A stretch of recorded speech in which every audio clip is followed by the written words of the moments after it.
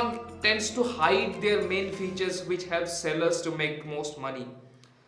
So what you have to do is, in the automatic targeting, come to that position, instead of set default bid, click on this thing.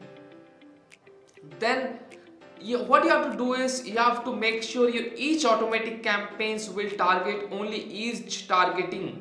So in automatic targeting, you see there are 4 options: close match, loose match, substitute and complements. So you need to create total campaigns divided. First will be only for close match, second will be only for loose match, third will be only for substitute, fourth will be only for complements. But what we do, that is the first phase. If you don't want to get more deep into it, then that what you can do is, you can just turn those off from here.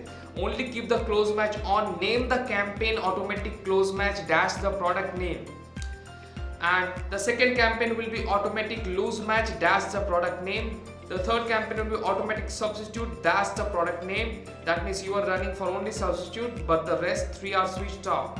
And the fourth one will be automatic complements dash the product name. That means you are targeting the product only for complements targeting. Now here one thing to note is, the first 2 points, close match and loose match, are targeting towards keywords. When customer searches keyword, your ads are going to show. But substitute and complements are mainly focused on product pages. So mainly these are ASI and targeting campaigns.